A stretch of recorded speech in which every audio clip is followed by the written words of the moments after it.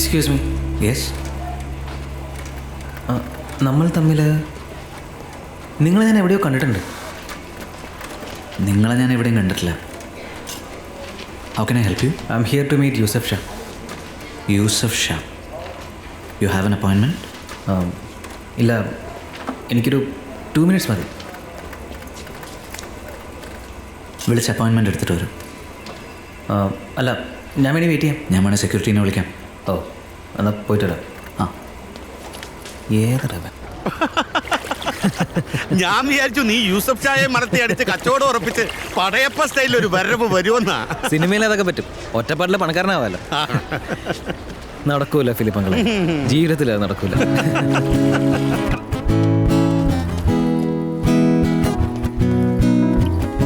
You have an appointment? Yes. ഓ, എവിടെയുണ്ട്? എടുത്തു അപ്പോയിൻമെൻറ്റ്. എനിക്കറിയാം. അകത്ത് വെയിറ്റ് ചെയ്യും. Please be seated.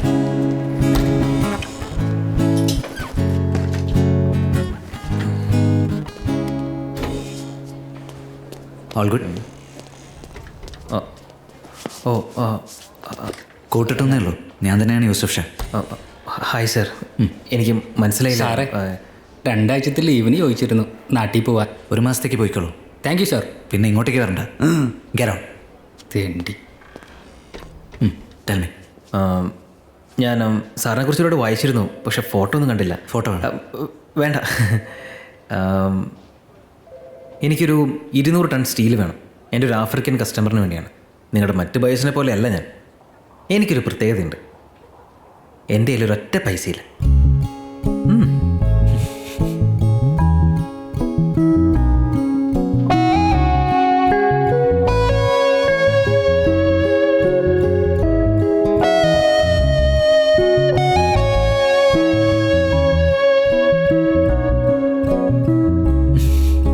ജെറി, തൻ്റെ കൂടെ എത്ര നേരം വേണമെങ്കിലും സംസാരിച്ചുകൊണ്ടിരിക്കാം.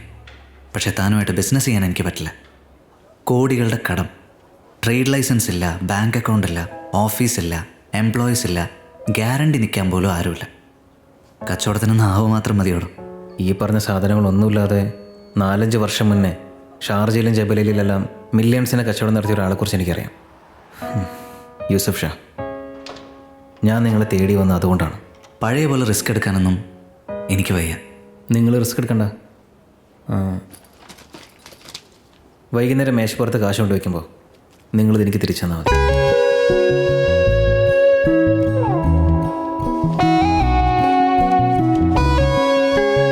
Ton. Yes. 5 truck. Yes. Manager വർമ്മയോട് സംസാരിച്ചോളൂ. ഞാൻ വിളിച്ച് പറഞ്ഞേക്കാം. Thank you. You welcome.